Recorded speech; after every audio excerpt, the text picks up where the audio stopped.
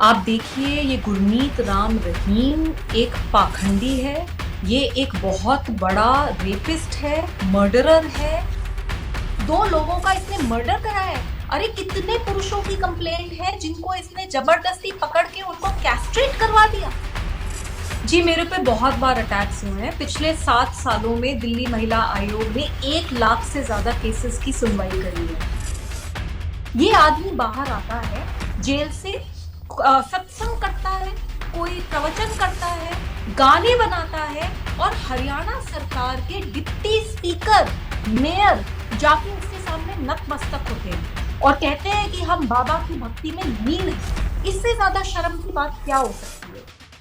Inspection किए थे इसके आश्रम में और वहां देखा गया था कि किस तरीके से गुफाएं थी जहां पे ये लड़कियों को ले जाता था और उनके साथ यौन शोषण करता था। एक जर्नलिस्ट तक का इस आदमी ने खून करा है।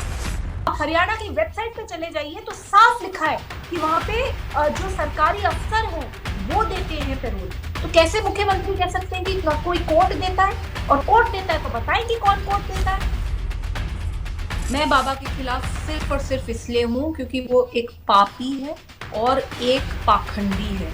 उसने इतने गंदे गंदे काम करे हैं। 2 महिलाओं तो वो है जिन्होंने कंप्लेंट करी है, रिपोर्ट करी है। उन महिलाओं की कंप्लेंट में भी बताया गया है कि किस तरीके से ऐसी बहुत सारी लड़कियां हैं जिनके साथ इसने बलात्कार करा है।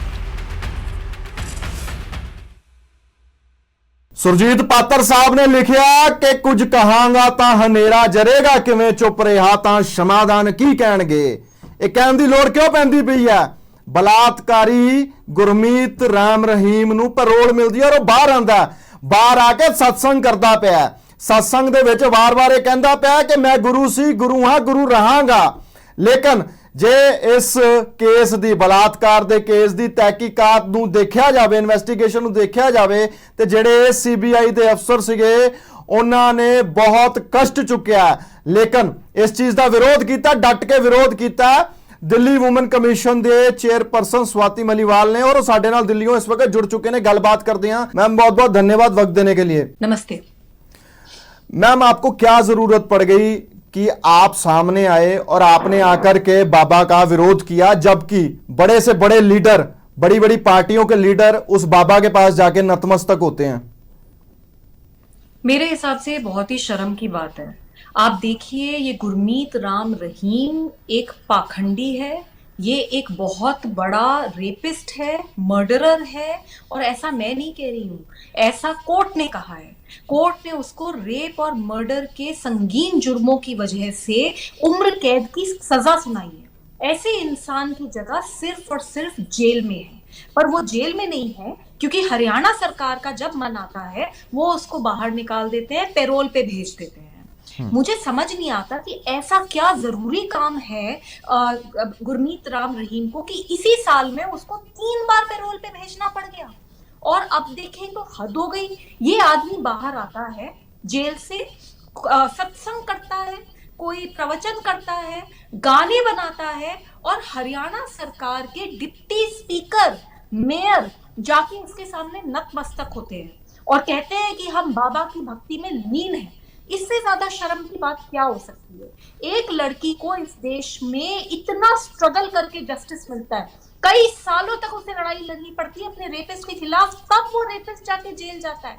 इस केस में भी कई सालों तक ये आदमी सिर्फ इस बात से, क्योंकि ये बड़ा पॉलिटिशियन से कनेक्टेड है, कानून से बचता रहा। बड़ी मुश्किल से ये पकड़ में आया, जेल पहुंचा, ये अपनी सजाओं, अपनी गुनाहों के सजा भुगत रहा था। इतने में फिर से हरियाणा सरकार इसके ऊपर मेहरबान हो गई। तो क्या मैसेज देना चाहती है हरियाणा सरकार? बहुत शर्म की बात है। और मैं बिल्कुल बोलना चाहूंगी कि कोई नहीं बोल रहा, nobody has the guts to speak against him। तो दिल्ली महिला आयोग डरने वाला नहीं है। इस आदमी की जगह जेल है और इसे जेल ही जाना चाहिए। मैम, जब आप ये चीज बोलते हो तो मैं जब आपका ट्विटर खंगालता हूं वहां पे आपको भी बुरी तरह से ट्रोल किया जाता है और अभद्र भाषा का भी प्रयोग किया जाता है। ये कौन लोग हैं और आपको लगता है कि ये वही लोग हैं जो बाबा के समर्थक हैं? जी, मेरे पे बहुत बार अटैक्स हुए हैं। पिछले 7 सालों में दिल्ली महिला आयोग ने 1 लाख से ज़्यादा केसेस की सुनवाई करी है। हमने बहुत बड़े-बड़े नामों के साथ बहुत बड़े-बड़े पंगे लिए हैं। हमारी वजह से बहुत सारे क्रिमिनल्स आज जेल में हैं। और मुझे लगता है कि जैसे इस केस में भी आप देखेंगे तो एक दिल्ली महिला आयोग ही मोर्चा उठा के खड़ा है। बाकी कोई इसके ऊपर बोल नहीं रहा, क्योंकि ये सो कॉल्ड बाबा एक बहुत इन्फ्लुएंशियल और डेंजरस क्रिमिनल है। तो कोई बोलना नहीं चाहता, पर दिल्ली महिला आयोग जरूर बोलेगा। जब तक इस तरीके के क्रिमिनल जिनकी जगह जेल में है वो बाहर घूमेंगे, तब तक दिल्ली महिला आयोग अपनी आवाज को बुलंद रखेगा। मुझे बहुत दुख होता है, 8 महीने की बच्ची के साथ दिल्ली में बलात्कार हुआ था। 90 साल की महिला के साथ भी इस देश में बलात्कार हुआ है। छोटी छोटी बच्चियों के साथ बलात्कार करते हैं, उनकी आंखें तक निकाल देते हैं, उनको बुरी तरीके से रोंद के।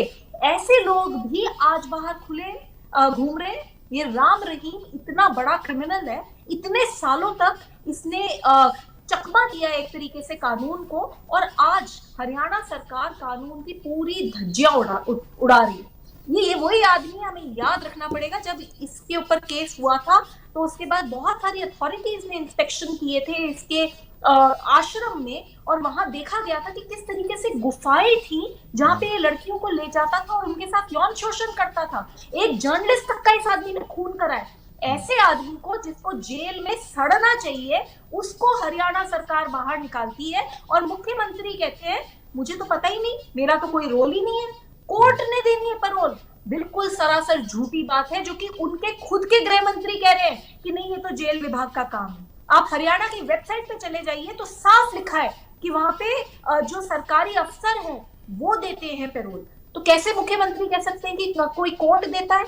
और कोर्ट देता है तो बताएं कि कौन कोर्ट देता है। मुख्यमंत्री को तुरंत इस आदमी की पैरोल काटनी चाहिए, और जो भी लोग सरकार के अफसर हो, चाहे ऑपोजिशन के नेता हो, चाहे इनके डिप्टी स्पीकर और मेयर हो, जिन जिन नेता ने जाकर इसके सामने अपने हाथ जोड़े हैं, उन नेताओं को उठा के जेल में बंद करो।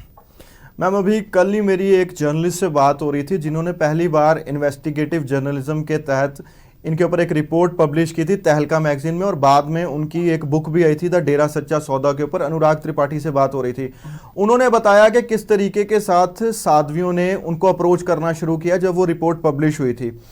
जब से बाबा बाहर आए हैं, क्या किसी महिला ने, किसी साध्वी ने जिसके साथ बाबा ने कुछ गलत किया, बलात्कार किया, ऐसी जो डरे हुए लोग हैं, उन्होंने कहीं आपको पर्सनली आप तक पहुंचने की कोशिश की कि मैम ये गलत हो रहा है?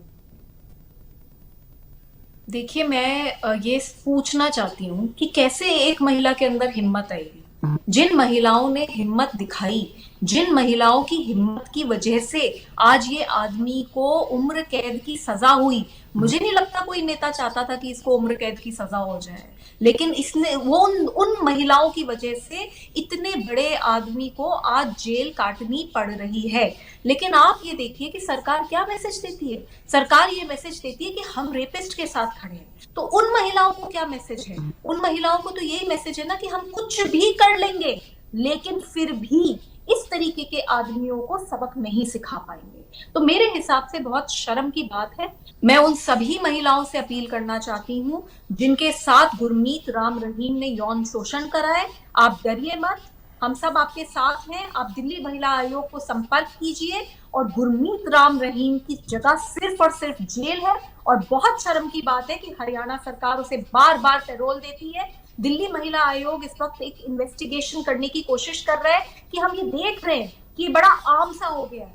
आप ये देखेंगे कि बिल्किस बानो का जो केस था, कितना डराने वाला केस था, इतना दर्दनाक केस था। उस लड़की के साथ, वो 21 साल की थी, 5 महीने प्रेग्नेंट थी, उसके साथ गैंग रेप किया गया और उसके फैमिली के 7 लोगों का मर्डर कर दिया गया, जिनमें से उसका 3 साल का बच्चा भी था। इतने घिनौने केस में जब लोगों को सजा होती है तो गुजरात सरकार उनको उम्र कैद की सजा पूरी होने से पहले ही छोड़ देती है। क्यों छोड़ देती है? क्योंकि कोई पॉलिसी है सरकार की। तो मुझे लगता है जो दिल्ली महिला आयोग काम भी अब उठा रहा है, हम ये इन्वेस्टिगेशन कर रहे हैं कि क्या पॉलिसीज है जिनमें रेपिस्ट तो खुले में घूमते हैं, और अगर उन्होंने मतलब रेप की सजा काटते हुए पैरोल पे जब वो बाहर आते हैं और उसके बाद भी वो अगर किसी के ऊपर कोई outraging the modesty of a woman type के केस उनके ऊपर हो जाते हैं, जो कि बिल्किस बानो वाले मैटर में हुआ भी, तब भी उनको रेमिशन दे दी जाती है, तब भी उनको पैरोल दी जाती है। तो दिल्ली महिला आयोग इसके ऊपर इन्वेस्टिगेट कर रहा है। मेरी केंद्र सरकार से अपील है, सर प्लीज, अगर एक लड़की के साथ रेप होता है तो पहले उसका रेप कुछ लोग करते हैं, फिर पूरा सिस्टम मिलके उसके साथ रेप करता है। बड़ी मुश्किल से उसको किसी तरीके से न्याय मिलता है कई सालों के बाद, और उसके बाद आप उनको एक तरीके से बिल्कुल कानून की धज्जियां उड़ जाती हैं। कुछ लोग, कुछ सरकारें उनको छोड़ देते हैं इन रेपिस्ट को। तो इसके ऊपर काम होना चाहिए, रेमिशन की और पेरोल की बड़ी सख्त पॉलिसीज इस देश में बनाने की जरूरत है, जिससे कि रेपिस्ट बच ना पाए। मैम, अंत में मैं आपसे ये जानना चाहता हूँ, जिस तरीके से आपने कहा कि कोई भी बाबा के बारे में या बाबा की मुखालफत में नहीं उतर रहा, उल्टा बड़े बड़े लीडर्स जाके वहां पे नतमस्तक हो रहे हैं, आप में और बाकियों में इतना अंतर क्यों है? अगर मुझे वो लकीर खींचनी हो तो आप क्यों बाबा के अगेंस्ट हो? बाबा के समर्थक तो बहुत चीजें बोलते हैं, आपके खिलाफ भी बोलते हैं, लेकिन आप बाबा के खिलाफ क्यों हो? मैं बाबा के खिलाफ सिर्फ और सिर्फ इसलिए हूं क्योंकि वो एक पापी है और एक पाखंडी है। उसने इतने गंदे गंदे काम करे हैं। 2 महिलाओं तो वो है जिन्होंने कंप्लेंट करी है, रिपोर्ट करी है। उन महिलाओं की कंप्लेंट में भी बताया गया है कि किस तरीके से ऐसी बहुत सारी लड़कियां हैं जिनके साथ इसने बलात्कार करा है। 2 लोगों का इसने मर्डर करा है। अरे कितने पुरुषों की कंप्लेंट है जिनको इसने जबरदस्ती पकड़ के उनको कैस्ट्रेट करवा दिया। अरे इतना गंदा और घटिया आदमी, मुझे दुख होता है कि सिर्फ मैं उसके खिलाफ बोल रही हूँ, लेकिन मैं तो उसके खिलाफ बोलूंगी। मुझे पता है कि ये बहुत बड़े बड़े लोग हैं और मेरे ऊपर ऑलरेडी अटैक हो रहे हैं और पता नहीं और कितने अटैक होंगे, लेकिन जब तक जिंदा हूं तब तक लड़ती रहूंगी। बहुत बहुत शुक्रिया मैम, हमारे साथ जुड़ने के लिए, धन्यवाद।